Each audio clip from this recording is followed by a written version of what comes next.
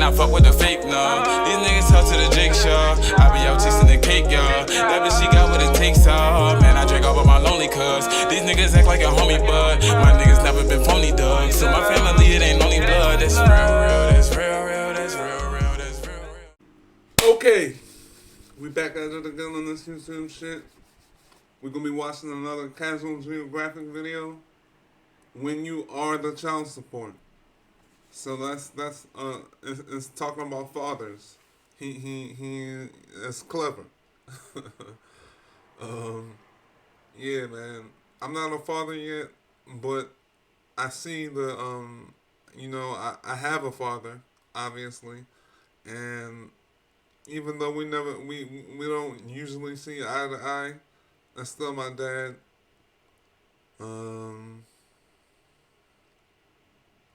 I mean, I'm not about to get too deep into it, but yeah, when you are the child support, that's the best plan of action. You should always, if you're going to make a child, be in a child's life, and don't just be there, but be a positive influence on your child. We need more positive people for me to feel comfortable. I mean, that might not mean much to y'all, but I would feel more comfortable, like I said, if there were more positive people around. Yeah, let's get into it. Are fathers really that necessary? You know, it's crazy we can even ask a question like that. You want to know how important father figures actually are? Studies done in South Africa found that without the presence of older, mature bull elephants, the younger bachelor males were more likely to exhibit aggressive, destructive, and straight-up menace behavior, escalating all the way to them projecting their daddy issues on the south side of a rhino. And it wasn't until more seasoned bulls were brought back in that the rhinocentric assaults decreased. And even though with humans the stakes don't usually involve a rhino's rectum, subtracting fathers from a population can be just as problematic. I'm not going to list all the ways because then we'll be here forever. Just know that a majority of the prison population wouldn't even be there in the first place if their fathers had come home from getting milk. Unless you're an athlete, in which case it's just a buff to your greatness. There are many fathers in nature that are just as important, and seahorses aren't really one of them. We call seahorses amazing fathers, and really all they do is spunk out new recruits to the census from their midsection. It's really no— I don't even know how seahorses work. Like, does the female impregnate the male, or does the male just grow little seahorses, like seahorse larvae? I don't know how that works. I hope he explains it. Yeah, man, that's crazy. The fact that male seahorses give birth. I think they're the only thing in the animal kingdom where the male gives birth. They're like unique in that way. No different than what every 14-year-old does the moment they discover incognito. Except with them, their swimmers aren't undercooked. And I'm sorry if that ruins seahorses for you. No, like, actually, I'm sorry. So sorry, in fact, that with the help of ChatGPT, I'm going to genuinely apologize for my actions by not apologizing at all. I've made a severe and continuous lapse in my judgment. Like me and your attention span has eroded to the point where you'd rather mop a beach than read more than one page at a time. One of these AI tools lets you shorten a long read into more digestible chunks. There's 6 weeks of Shameless plug, I had to skip it. I'm sorry. I mean, that's not what we're here for. We're here to watch the whole video. Fuck that sponsor. Incubating his brood of up to and over 1,000 babies in his belly. Now, shout out to you for having a sponsor, though. I'm working my way to that level. You feel me? Like, it's gonna take a while, but we're gonna get there. I'm not gonna stop until I do. I mean, I like doing this, so yeah. And the fact that seahorses will often mate for life and reinforce their pair bond with a synchronized dance, and Stevie Wonder can see how seahorses got the reputation of being the best fathers in the animal kingdom. Except the male seahorse will occasionally cannibalize a small percentage of the kids he pops out. And while it's true a baby seahorse is called a fry, Papa Seahorse acts a little too accordingly by turning his unluckiest children into an infinite food hack. Not enough to truly threaten the survival of the next generation, but just enough for me to confidently say you can find about 10 better fathers in nature. Like, for example, the fox. Like the seahorse, the red fox is often monogamous, meaning that one Spider-Verse line can easily apply to them too. At first, Father Fox has a full-time job bringing back food to his partner who stays home with the kids. But as they get older, that's when the tough love starts. Once the foxlets start getting bigger and more capable, their dad starts showing up with less and less food. Instead, he'll start burying the extra food near the den and even cover it up with twigs and brush in order to teach his kids how to be more independent and find it themselves. And that's not the only life lesson served by Father Fox. Because in an area where foxes were getting murked by coyotes, researchers noticed male foxes playing with their kids by chasing and ambushing them. Almost like they were trying to teach the next generation how to avoid predators. And speaking of coyotes, you'll find that there are some W dads too. Coyotes are just as loyal, and sometimes even death doesn't make them find a new mate. Coyote couples typically hunt together, but as scavengers who will often finesse food from much bigger threats like wolves and bears, it's usually the male that'll stake out a possible bounty first while his mate watches from a safe distance. That way, if worse comes to worse and he gets put on a shirt, his mate still has a chance to raise their children as a single mother. You wouldn't see a seahorse do that. And honestly, wild canids in general kind of break the rule of male mammals being more of a deadbeat than a roadside raccoon. Father wolves are just as overprotective as you'd expect. Here, you can see a father wolf harassing a black bear and trying to get it to chase him after the bear wandered and got too close to his pups hidden near some trees. And African wild dogs will actually let the pups feed first rather than have the most alpha male get first serves and have everyone else fall in line. They've also been known to spend days looking for any lost pups, but the gold standard of dog fathers would have to be the golden jackal. They're another couple that takes till death seriously, and like with coyotes, they'll often go grocery shopping together. And when his partner's pregnant, Father Jackal digs a burrow for his mate to rest in, and he'll defend that den with his life if it gets to that point. And once the pups are born, the male jackal will go to any lengths to find enough food, even if it means squaring up with wild boars or stealing food from right under the nose of tigers or wolves. And even though he risks everything for food, most of what he eats just gets regurgitated back at the den for his kids. They're top tier dads, because if anything ever happened to the male jackal, there's a good chance the mother wouldn't be able to keep the kids alive on her own. So yeah, wild dogs seem to mostly beat the deadbeat dad allegations, but at least they have a partner they can count on. Meanwhile, the great value ostrich of the Andes has to hard carry the whole bloodline by himself. The Rhea Limu Emu. Y'all know that Liberty Mutual Emu on TV? is a player who runs game on up to 10 females who all take turns dropping eggs in his nest. That's about as far as Mother Rheas contribute, as they leave the male to look after the massive family by himself. Daddy Rhea will even live off a quarter of the food he normally would, since he'd rather starve than leave his nest of up to 60 eggs unsupervised for too long. Being a stay-at-home single father only gets more difficult after they hatch, where Latin Big Bird acts as their bodyguard, while also teaching his class of chicks where to find food and where to best avoid becoming it. All while his baby moms try out every flavor of male like samples at a mall, because female Rheas are for the whole prairie. But I'm pretty sure the father Rhea likes it that way, since once the eggs are laid, he'll chase off anything with a pulse that even looks at them the wrong way, even if anything includes an amorous female. Daddy Rhea puts his actually that sounds kind of gross. Father Rhea puts his kids first, but he's not the only member of the rat-type family that does. Cassowaries are like if nature engineered an animal with the sole goal of f***ing with my sanity. But even this Jurassic drumstick finds time to be an S-tier father. Female cassowaries also social distance from their eggs and children, leaving— How the fuck do you spell cassowary? Is it C-A-S-A-W-A-R-Y? Like, when you introduce a new animal, you should put up the name like as text on the screen, so we know. Cause you just saying it like we all know what a fucking cassowary is. I've never seen that thing in my life.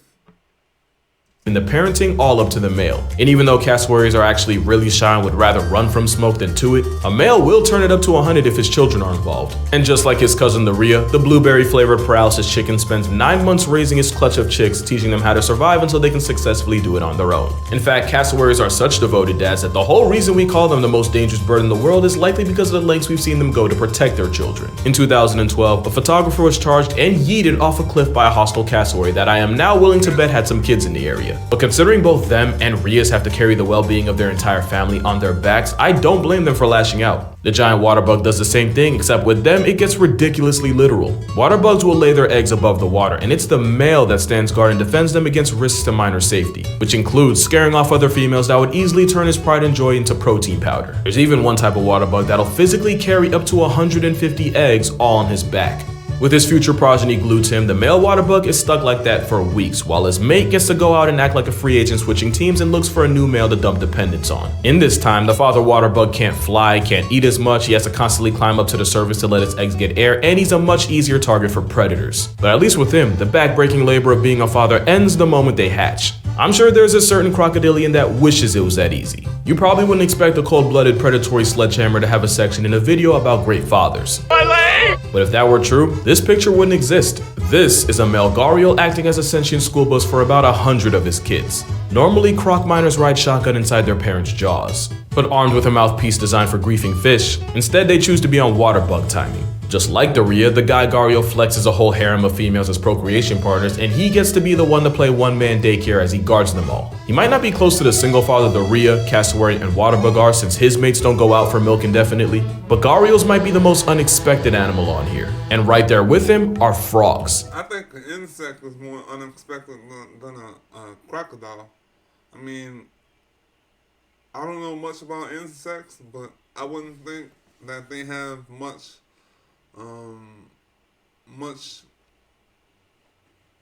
what's the word?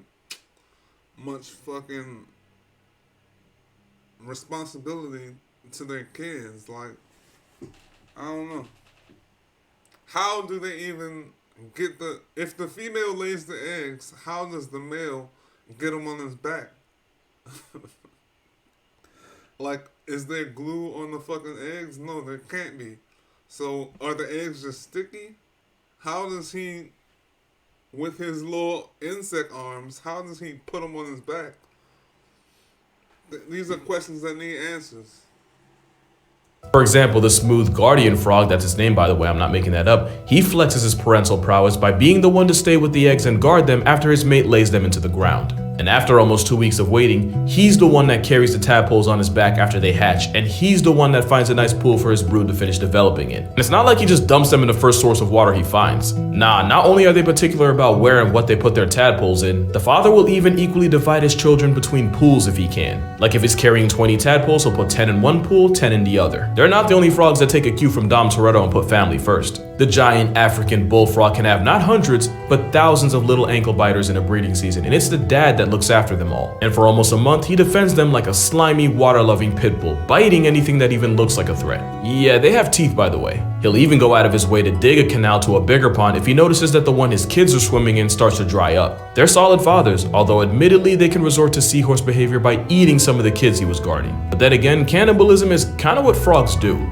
Darwin's frog will also eat his own children, but with them, they have a process. After his girl lays and leaves, once again, he's the one that sits with them and waits for them to start moving. Once they do, instead of backpacking his family, Darwin's frog takes it a step further by swallowing the eggs, letting them develop in his vocal sacs. And when they're ready, he delivers them to the world by puking his progeny out. And depending on how you define birth, you can argue that seahorses aren't the only fathers that qualify for paternity leave. They're definitely not the only fish. It's very interesting. Like, I've never heard of this stuff. A frog eats the eggs, lets them develop in his vocal sac or something, and then throws them up when they're hatched. What kind of evolution? I mean, I guess you're like keeping them away from danger if they're in you and not like on the ground or on your back. I mean, I guess that makes sense. The universe has no obligation to make sense though. Like, shout out Neil deGrasse Tyson for that quote. Fish. Another unlikely superhero father is a type of fish known as the stickleback. It starts with the male stickleback creating a nest for his females to lay their eggs in, and he holds the nest together using a special glue formed by his kidneys. That stuff isn't exactly easy to make, and the stronger the current of the river he's in, the more kidney glue he has to use in his house. And sometimes the cost of making his own product means he dies soon after spawning. But the ones that don't get Mufasa'd in the process revolve their entire lives around their families. They constantly have to chase off jealous rivals, and he'll spend most of the day fanning his clutch of eggs so that they can get enough oxygen while also washing away parasites and waste. And he'll even go as far as guarding the fry up to a week after they hatch. And he's not the only fish that's known for playing Mr. Mom. The common goby often raises hundreds of eggs by himself, the same way the stickleback does. Except the goby's also likely to eat the eggs that take the longest to hatch, just so he can dive back into the dating pool sooner, so maybe seahorses aren't that bad. But if you're looking for a father that you can trust with 100% of your children, we gotta talk monkeys. With golden lion tamarins, it really does take a village to raise a baby, and nobody takes more of a role than the father. because he's the one that grooms, plays with, and carries his kid around. In fact, the only time he leaves them with the mother is so they can nurse, and even then he takes them right back. Not only that, but he'll even act as a midwife during birth, as the father will help clean the baby fresh out the womb and even bite off the umbilical cord. And it's far from just them. Owl monkeys also have the father as the de facto parent, with the mom only carrying around the infant for the first week. And now we know why. Mother marmosets like the golden tamarin often have to pop out twins that add up to 25% of her body weight. Birth is not a fun process, and it's now believed that the physical toll it takes on the mother is why the males are the ones that take the lead in parenting. Meaning, marmosets are the only other animals that figured out the concept of maternity leave. There's also the fact that males literally put their families first. You see, the thing is, with most male mammals, an ovulating female instantly triggers a rise in testosterone. It's why those same male mammals are often good at making babies, not so much raising them.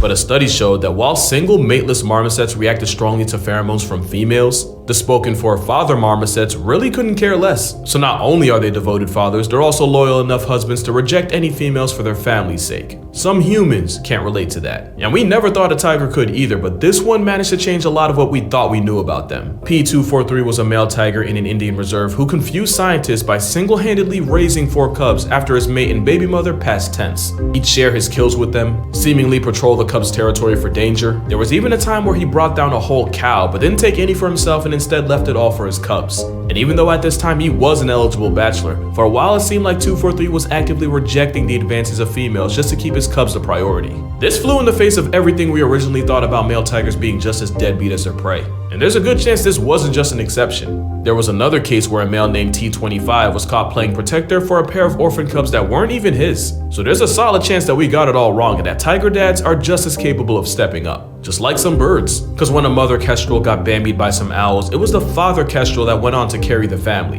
And unlike the rhea, kestrel males don't typically look after their chicks. They usually just provide food, but it seemed that the widower knew that wouldn't be enough. The males slowly but surely started doing all the things the mother would have. Brooding them, feeding them, keeping them warm, and even tearing up the food he brought into tiny pieces the weeks-old chicks could eat. Keep in mind, he wasn't good at it at first, and researchers genuinely wondered if he'd be able to pull through for them. In fact, it took a couple tries for him to realize that his chicks wouldn't eat if he didn't do the bird equivalent of cutting up their food for them. But that's the thing, it didn't come naturally, and he still kept trying for his chicks, and he still managed to raise them. But there is no animal that does more for his chick than the last animal in this video. Be honest, you knew there was no way emperor penguins wouldn't get mentioned in a video about fathers. And it's because male emperors have to— I heard about penguins, yeah. They'll sit on the egg in the blistering cold, in the blizzards. They're good fathers too. He should have put humans on here. Humans have the capacity to be great fathers. I mean, what about his father? I'm not going to talk about mine. But what about his? Like, he should have put them on the list. Spend 2 months straight alone with their egg. That's 2 months of complete darkness while tanking -40 degrees Fahrenheit and getting smacked by 120-mile-per-hour winds. So cold that if the father happens to fumble the egg onto the ground, it takes less than a minute for the chick inside to enter the gulag. The margin for error is so small that for the 2 months of ice-chilled, sun-deprived hell, the penguin dad barely moves at all, since the entire time he's balancing the egg on his feet. And when the egg finally hatches, the fasting father feeds his baby with a crop milk made from a gland in his throat, making him only one of 3 birds that uses crop milk. It isn't until the mom finally returns from sea that they switch off and the father can finally feed himself. But by the time he waddles all the way to the breeding ground, pulls a female, does a 2-month mannequin challenge in Satan's icebox, gets relieved by the mother, and waddles back to sea, it's been a good 4 months since he's eaten anything, during which he loses almost half of his body weight in the process. It's like when 50 Cent nearly became a hashtag for a movie I guarantee none of you actually watched. I know I didn't, and that's assuming his mate does come. I didn't either. I seen that. That's a meme. 50 Cent lost all that weight for a movie we didn't watch. I don't even know what it's called. Back and doesn't get put on a milk carton while out fishing. At the end of the day, emperor penguin dads get griefed by every force of nature, all for their little gray baby face tap dancing mini him. And because of all that, I think it's fair to say emperor penguin dads are the goats of fatherhood. But that's gonna do it for this video. Hope you enjoyed it. Make sure you drink water, hug your mother. Shout out to all the fathers out there for real. Y'all really don't get enough credit. So if you have a father, let him know you appreciate him. Don't wait for a calendar or Instagram to tell you to. And if you don't have a father, my condolences. I know today's probably not the best for you. Just try to take care of yourself. And if you don't have a father or a mother, damn, okay, Batman, who are your ops? May you turn all that character development into something positive. Just know, you better have a banging college essay. Shout out to Opera for sponsoring this video. Shout out to my father for sponsoring me, in more ways than one. And I'ma see y'all in the next one.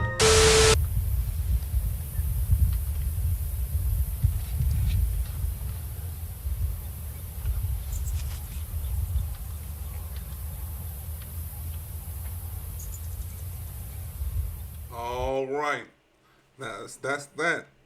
All right. Speaking of my dad, because he's probably gonna watch this. I mean, he's a good dude. He's a good guy, but he has made he or you're a good guy, but I love you from afar. That's all I can say. That's it. We at 64 subscribers right now. The goal is 100. Hit the subscribe button. I'm making videos whenever they drop. Whenever the people I enjoy watching drop a video, I'm going to react to it. So, and my reactions are gonna get better. I'm going to start posting on TikTok soon. I'm thinking about it.